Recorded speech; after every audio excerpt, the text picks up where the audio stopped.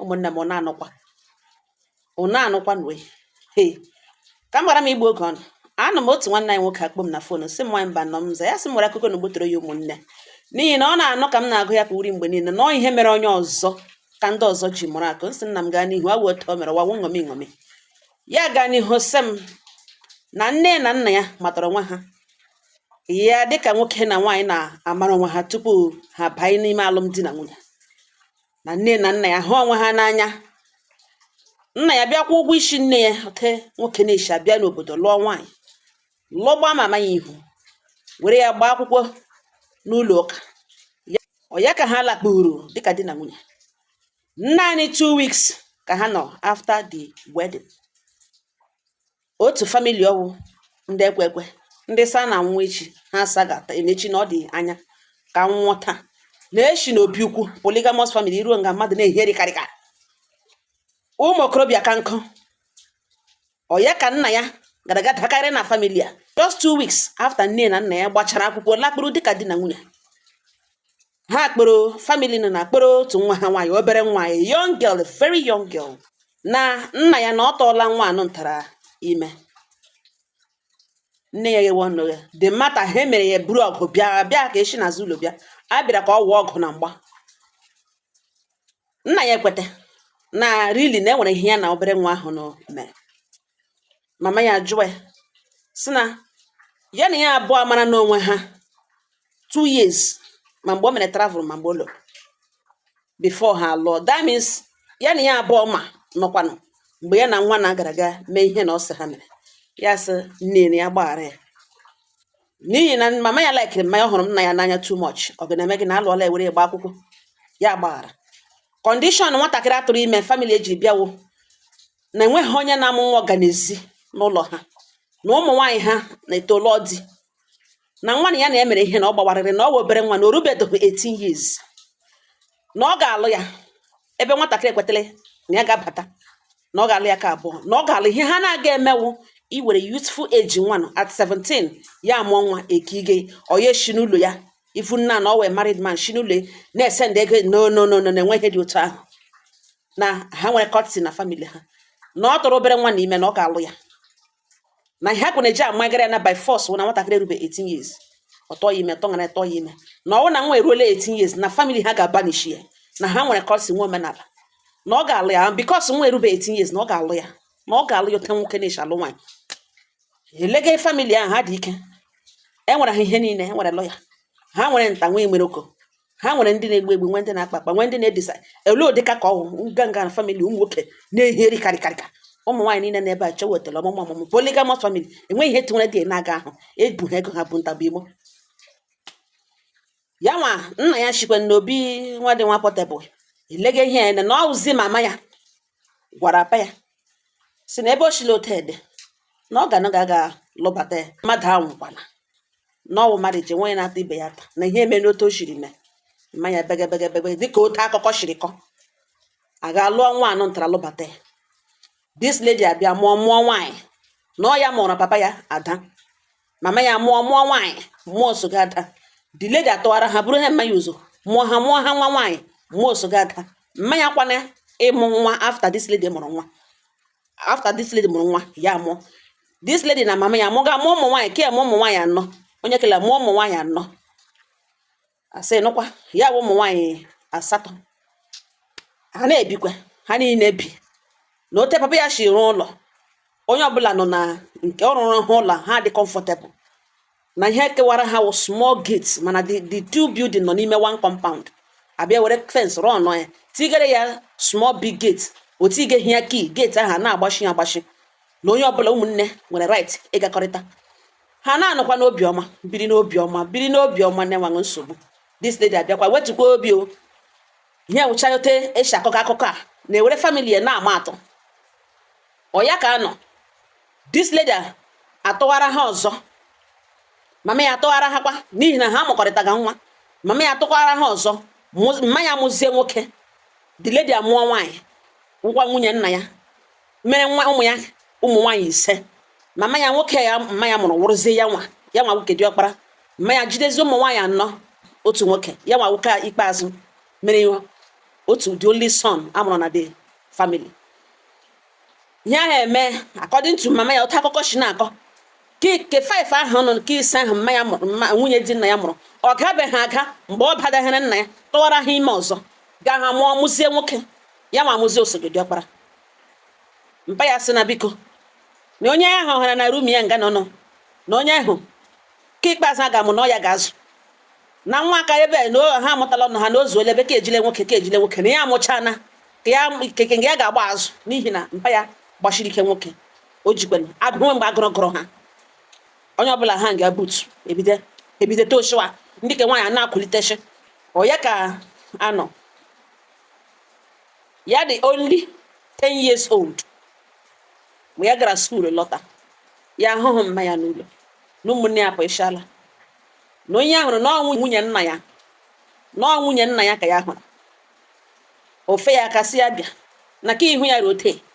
na mma ya ọnọ ya si ọnọ ya orikwele enyi ya si na ugbo ka ya loche ka eyipụ gị efe skuul gaa lee ihe ha shiri na nwekwere n'ịnọ nga the woman na-asị oke na ya shiri ofe ọha in case ọwụ na agụrụ gị ka ihe shiri ebe awụ nke ọ chọrọ iri na ya shiri ofe ọha ya sị oke and ya lakiri ofe ọha ya lagatọra nwunye nna ya nọ ntarachi na ihe ha shiri nga na ọwụ agwa beans na ya na-alaki beans na ọ na-asa ya afụ na enye ya ofe ọha ya erie ọsụ nwunye nna ya nụtara ka ire ya ofe nụtara mana ihe nwunye nna ya akpọ nwere ọkpụ ya o nyere ya were rie ofe na ọ dị obere na ihe ya wuturi mgbe ya na-etote ihe ya na-eri iwe ericha ya fọ ka ya kpa ite mgbe nwaanyị nụta wepụtara akpọ n'ihi na akpọ nwere enwe nga ọ hawa mana akpụ doro n'ụlọ ha ụmụnne esuru akpa na akpụ na baf ya gwa esi na ha nwere akpụ ka ya ga-ekorokwu akpụ mezuo okele nọ n'ọsịa nsogbu anụ ya buru ofe nụtara buruzie ma akpụ ka nwa akpụ na-enwe nga ọhụụ nyere lawazie ka ya ga koro akpụ nụtara rie ya na ya nọzi nga ya nọ lekwezie nwanne ya ka etoro ya direct ka ahụ a na-akpafu akpịrị ya dị ogologo ya ahụ ya bụrụ niile ntara ga-ebuzuo ka ọ hapụ ya na ya hapụ iri ofe ọha n'ihi na ofe ọha ahụ dị fresh ka ya na ya abụọ hapụ iri ya na onye a na-ala ya ga-aleke ka ya na-eri ewu nke nwoke nkwanụ step brother half brother whichever one you want to understand step brother or half brother from nwunye nna ya ka ọzọ na ya na ya na-eme ka ejima na ya lakiri ya na ya abụọ na-agakọrị ya bụrụ ofe ntara buzo n'ihi na ke nwaanyị nwanne nwaanyị toro ya ọ na-adabara ha ọgọ mgbe niile ya ahụ ya ka o loje bụrụ nri ntara buzuo ya ka ọ hapụ isonyere ofe ọha anọ ka elo agba kpurukpuru pụkwana okwe ha apụ ya na-emekwana ka ọ pụọ ka ya bụrụ n'ihu nọ bikọs ọhụ ha lee ọ ga-aha dị kama ya ọ na-ege eri ekpufuo ya ote ka esi bụrụ n'ihu ya nọrọ nga edozuru ya emegidezie ke nwoke nwunye nwanne nwoke alozie bịa gwa si ya na ha na-aga ịgba bọọlụ na ka ha ga-agba bọọlụ na enwere nye bitere nwa enyi ha nwoke onye vileji ha kwa age grade na ọ zọla bọọlụ ọhụrụ felela ọsọ ngere nwe ihe ọkpọga felala na ha ga-aga ịgba ya taa ha agbacha ha agbakwu mkpuru ya ṅụọ n'ihi na ya laikiri bọọlụ ọhịa nụ ntara ka ya nọ na-ekpuge ya gwa nwanne ya nwoke ahụ si ya na enwere ofe mma ya biri ka ha bụrụzi ofe ahụ nọ gawa ịgba bọọlụ so that ha dowe somewhere ha gbatọ ha abụọ nụrụ ebe ahụ rie ya ke nwoke asị oke ya ebute ya eburu ofe nụ and ya makwa na achọghị ịla n'ihi na ọ sị ala ugbo mma ya ga-ekwe ya pụta ịgba bọọlụ nwa nwanne ya nwoke nọ efe ezi ka o yiziri eshizi na saịdị ka ha bụrụ nri nụtara ha agbapụ kọmpand gawa ịgba bọọlụ ka ha ruteziri ya gwawazie nwe ise brọda ya gwawazie na agụrụ ji ya gwa na ke na akpụ juru n'ụlọ ha na ofe na ọmụmụ mma ya shiri ya sị mba na ya chọba ịhụ mma ya chiri maka elobe skuul na mma ya hụ ha ala igbo ga-ekweghị ya pụọ ha ya eburuzie ofe ahụ bige step brother ka ya lazie ga kotekwu akpụ ga-ezuru ha abụọ ya agbaba ha n'ime kọmpand bifo na-agbabana akụtala akpọ ya nwana ya na waterproof ka ka ịhụ nụnụ hapụ ịhụ ebe ihi na ọ hụpere ya ọ ga-alaik ịma ebe a gaji eri akpa ahụ ya ha edigide mgbe ya na-akwụkwọchana agba egide na akpọ ezutele kota ya nga o buru ibu nga ọ ga-eju ya na nwanne nwoke bụ ofe ya na ya abụọ ji eriri nkwana ofe mama ya shiri ekpughelu ofe nụ ntara bide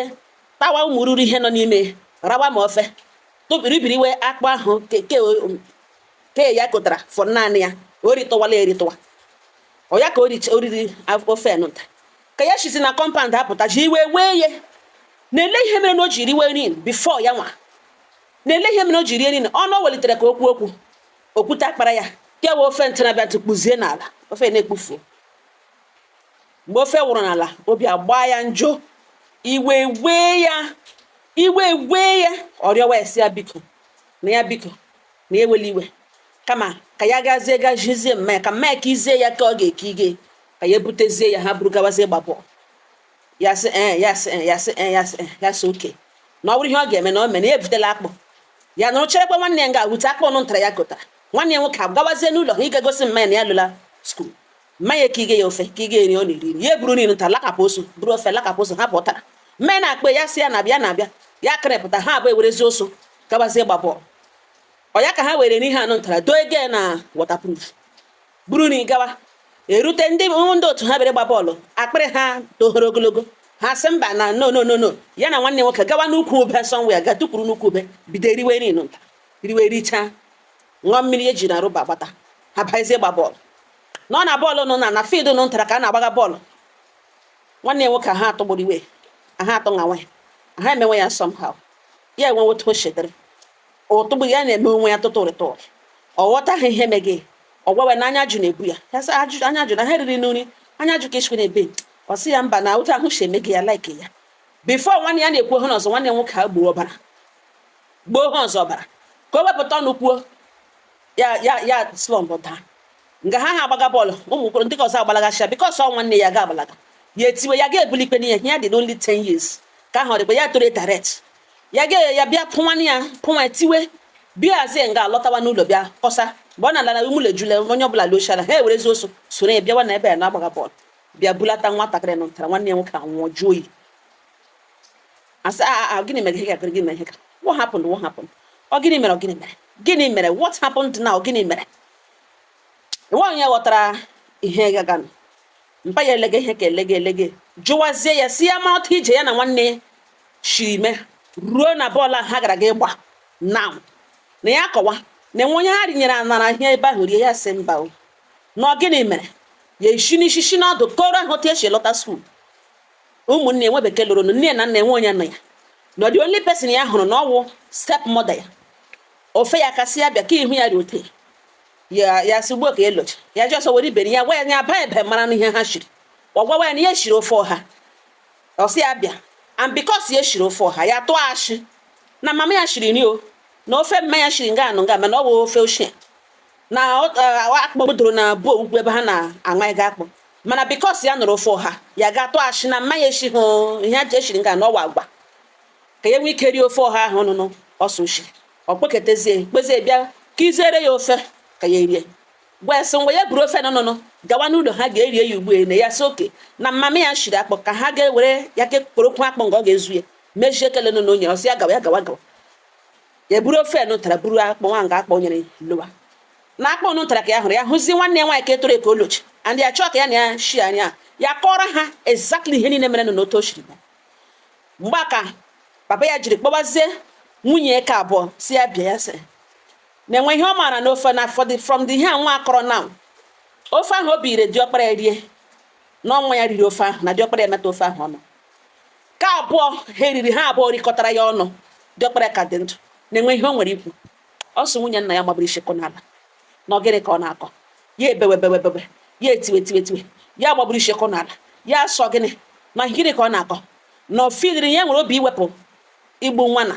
ya na ya bụ anụga nga otogotogo ruo 10 years ya na-echere ya mgbe ọ maara ihe ka egbu ya na ọ na-akpọ ya mọdara na ọ na-akpọ eke otu o chiri defend onwe ya emezie mama ya a ga-ejiwezie ya sị nwunye di nwa ya nwụrụ jiwe gwawazie nna ha sị na ya nwakwala ihe ọkọ ga na onweta omege na ya biko papa ya sị na akụkọ ka ọ na-akọ story na ọ ya ka ọ na-akọ ebe a na ha abụọ two of them na-aga ịṅụrụ iyi ka ya mara ihe gburu osogedi ọkpara na ya agaghị aga na ọrịa eshiri n'ụlọ akwa ụmụaka riri and ke akọla ihe mere na enwe ebe ha nara ihe ya sị what of school ebe ha shi eloge na ọmụta ihe mere ebe ahụ shiri ebe ahụ ya ebe nwunye mama ya gwawa mpa ya sị na ihe okwugo ọ bụ mekekwe sens n'ihi na ụmụaka shi skuul lọta ayajụ na ọhụ kena ihe oriri na skuul bifo lọta ekwuwe mpa ya jụ kwechiri no na ya na-efili bad energy na compound a no na ya agaghị ekwe ọ sị mpa ya gbapụ oso wite anya mmiri pipa agbakọlatala egbotowelezu nwatakịrị mpa ya ajụ nwatakịrị magakwanụ mma nwanne ya nwoke ahụ na ọ mara mma too much mpa ya ajụ jụwa isi na ya enweghị ike ikwe ịgha na ya ga-ahụrịrị ihe gburu nwa ya sọkọrọ ya ekwe na onye ọbụla aka ya nọ na nwa ya okwu ekpere kwucha akpọpụta ha n'obodo hụwakwa ya kọọ hakwa ihe niile n'ugbo ya kọrọ ọsọ onye eze obodo jụwa nna ya sele ihe ọ chọrọ ka emere mpa ya sị first and foremost na ụmụ ndị omi abụọ ga-aṅụrụ ya iyi na ha marakwara ihe gburu nwa asị na nwunye ke nta na ụmụ nwaanyị onye ọbụla la ga-akpa ụmụnna ya ka eduga ha n'ihu agbara ha ga-aṅụrụ iyi ọ sị nwunye di mma ya laa gaa kpọta nwanne ụmụnne ha ya nọga oji ha wetaziri wo that na ha gburu the only son nwa ha nwaanyị mụrụ na-achọzi ikpe ya gazi n'ihu agbara ka ọ gaa ṅụọ iyi ha egbufukwa onye ebe ahụ na ọ gaghị awụ ọkụ na ha na-abịa na wọk ha ji abịacha ndị obodozi this time around ha mere ya na family ha na family ke nna ya nwa ya na ha ka ike this time mgbe ha wetara ozi ahụ obodo niile adịzi involved ife esisi ha dịka ike ha shidere mgbe ha bịa hụta na obodo niile dịra papa ya na ka ishi ekwetele na ya ga-aṅụ iyi kpọrọkwa na ụmụnna ya ha ezuole ka ha kpọtachara mama ya kpọtachara ndị umere kpọtacha chief ndị umere na-esochara bịa na ọnụ na-ekwu ekwu na umere na-esochara bịa na ha ga-edu nwanne ha aga na ha ma nwa ha mụrụ ya nwa kpọta ụmụnne kama ha ga-esoro ya bịa ha enyenwe ya allegation na ọ ya nwa ka nwa ya nwụrụ na ha chọziri enwe mgbe ha chọburu ịlụ ya na ha chọziri isi n'azụ duru ya gara ihu agbara ga egbufuo ya ifu ndị na ọ gbaga mkpe nwa ya na ọnwa ya nwụrụ okwu ahụ abịa gawoto shiri gaa n'ụdị shiri ike papa ya pụta si dat na ọ bụrụ na mmanya aṅụghị iyi na ha na nwa ha nwaanyị ya lụtakwala n'ụlọ na olesi ọ pụtara na ọnwụ naanị ya gaje na ọkwa bịara o nwere nwunye di na ka ishi ekperele ya pụta ụmụnna dị woman second wife nna ya nwunye nna ya ịma na-abịa n'obodo enwere ndị ga-ahụcha ihe jụọ the necessary question ọ sị eze obodo ha agwawazie family nwunye nna ya that na ebe a nwoke asọkpọ ha gacha ọwụhụ ebe ọhụrụ onye ọbụla ma that place na-enweghị ihe nọ ebe ahụ na ọ ya nwashiri nri ahụ o shiri bige nwa nwunye di ya ka nwa ka ya riri na ha ghọtara ebe this man ji si na ha abụọ ga-aṅụ iyi na nwa ka nwunye di ya aga weta nwa akpụ na-awụ ya shiri kwichi nwa ya nwoke riri no na this man si na ndị omi ya ga-aṅụrụ iyi na ya enwe ihe ọjọọ ya hụrụ dị ya na a na-esi n'ụlọ jụrụ ajụjụ pụtawa na ha relize nwa ha nwaanyị ka ọ ga soro nwunye di ya ka ha gawa ọrụ iduge ya ga-eduge ya eruo ebe ahụ ya gbapụ ụkwụ na ihe awụ king ya gbapụ ụkwụ baga n'ihu agbara kwụrụ ebe ahụ mụrụ ihe a na-eme na ya ga-eso ha gasị relize dat nwa ha nwaanyị ka ọ gawa wepụ ha ihere na anya ọsọ nwata nwaanyị na-emere iri emeghere iri confess ziere diọkpara nne na actually na ya etire ihe na ọwa iwe na ya ebu ụzọ tụwa ime na ya kwesịrị ibu ụzọ amụ nwoke na ọwa iwe in fact na ọwa iwe na-akọ ihe na ha sị oke na ọwa iwe ịchọrọ ihe ahụ itiri ịchọrọ iwu ji wepụ ndụ nwa ahụ ya sị diọkpara nne nwaanyị nụtara ewepụtazi okwu si aka eme udo na sị onye aṅụ n'iyi na enwe onye na-aga inye allegation si nwanne nwaanyị lakwuru ihe die papa ya jụ na ọ gaghị abata na kọmpand ya ma ọ bụrụ na ọ ṅụghị iyi ahụ ha sị oke na ọ na otu o shiri chọọ ka ha kpọrọ nwanne ha ọzi leta ka ndị obodo bịara bịa gwawa papa ya silekwe kepụkepụ anọga ọ confess ala na actually na enweghị o tiri na nri ahụ chọrọ inye nwa nwunye di ka isi wụkwarụ diọkpara di okwu abịa hịawa apụpụta okwu ndị obodo ha agbakọ buruzi ọgụ gakwuru the family na ha na-agbakọ ọgụ abịakwute ha mgbe niile na ọtọ na ihe gba ọgụ abịa na ha bịa kpọpụta that lady okwuo ihe mere na o ji gbuore ha nwa ha megidekwu okwu apụta ya confess ya abasa na-alụghachi mpa ya sị na ụkwụ ya ga-akpa ha ebe a this and that emegide ihe a ụta nwa ya shi nọrọ n'ụlọ nna ya ha niile etoshia n'ọzi mmanya na ụmụ ya ndị ka nwaanyị shigeziri ha rige mpa ya gwa ha hụzie ha gbara na any one of them ga-aga nara mmanya ihe bupụta nga ọ ga-enwe obi na mmanya nwere na ọ ga-anwụ ụta ka ha niile shibirizie n'ọzi mmanya reziri ha zụọ ha mee ihe niile ị ga-amazi onye ka mụrụ ka ọ mụrụ diọkpara dedu mere na bịa kporozie ya nwasị ya ama ihe ha koshiga bịa kpere na ya nọzi n'aka dedu mere ebe ka ya n'uto ebe ka ya na nweta ọnụ ebe ka ya na ya na-emenwu nlorute tiri ya gawa nọ n'ala bekee na ugbo onunu ya nọ now mama ka ya anwụọna papa ya anwụọna ụmụnne ya na-enyere ha aka ebe okwu n'uzi na-awụ adanne nna ya wụkwanụ from nwunye nna ya ka abụọ ya na ya bụ 5 and 6. Ọ hụrụ ya n'anya, that lady hụrụ ya n'anya too much from mgbe a na-ete mmụta ka ọ na-alụrụ ya ọgụ. Otu ọwa ada ọgwawa ya na ya wa ada na ya nwa wụdi ọkpara na ka ha tịkọ aka ọnụ mee ka ezinụlọ nna ha pụta. Na ka ahụ na-eme ka nne, ọ na-eme ka mọda na ya na ya abụọ dị na ma that time ọ na-akọchado ụmụnne ka ihe n'ihi na ha kọrọ ya nwa ihe. So ịrụ na ịhụnanya ya dị too much. Na enwezi ihe ọrịọ ga ya ugbu ene na ya biko ebe papa ha nwụọna mama ha nwụọna na sị ka akpọlata nụ mama ya, na mma ya na-ebere ya akwa mgbe niile, sị ka akpọlata ya, na mma ya agbadana ọwụzie ha onye gịnị, sị ka akpọlata ya dị nwee na rum ke na mma ya sị bịa kpụrụ ya, sị gbaghara ya na ebiko ka a ga-akpọla ogwe ihe ọ ga-emerịọ ndị obodo na ọ ma na ọgwa ndị obodo na ha ga-ekwe, na sị ka ga-akpọlata mmanya na mmanya sị chọọ ka elie ya n'ụlọ nna ya isi afọ nka ya. Na nwaanyị mba nnọọ na ya mahụ ike agwụrụ ya na onye kwugo okwu awụghị onye ga-agwa ya ihe. Nye somebody ji na ịhụnanya from mgbe ha na-eto, from mgbe sendịrị mmanya ha feel do mma ha integrate ozugbo with them. Na ya mahụ otu esi eme this thing, na ọ bụrụ na ya ga-eme ije ozi obodo gwa ya ihe ya chọrọ na a ga-asịkpọlata the woman na ọ bụ obere omenala ka ọ ga-eme. Mana ya mahụ ma ọwa kpọtakwa nwaanyị ugbu a na ote ya ma ụmụ ka ma ha nọ n'udo problem adị ka ọ wụ na ya mahụ and di nwa ada nne ya na-arịọ ya na-arịọ ya si ya biko titụrụ ya uche na ya biko na mma ya akatala ha ọwụ ha kwa na onye ole na ya nwasef alụọla nwaanyị juom na ada nne ya alụkwala nụ di na onye ọbụla nwa ha niile alụchicha na di na ya mahụ ihe ọrịọ gị na ya mahụ otu esi eme na m judela ọnụ. So ọ ya gawa n'ihu ịkpọbata nwaanyị n'ihi na enwere nne nwaanyị ha dewere na kọmpand ya dewere na kọmpand nna ya na-azachachi ebe ahụ tiga tenant ọ na-agwazi esi ya kpọta mma ya desen akwa wọ ya kpọta ya ugbo ene abịa liwe ebe niile likọchiwa ebe niile ya ihe adanwazi ebe eliele dọkpara ka na a ga-elikwe ya onwe na ya ghọta ya dị confused na m judela ọnụ na ọ wụrụ ṅụ ole ihe ị ga-eme. Ụmụnne m ọwụta ka o si gbotoro m ya nsụmeshi otu bịa gbotoro ya ọnụ mgbe m ga-ekwu ugbo ene ụfọdụ asụ nwaanyị mba nọ biko hold your emotions, nwaanyị mba nọ ekwute eke, nwaanyị mba nọ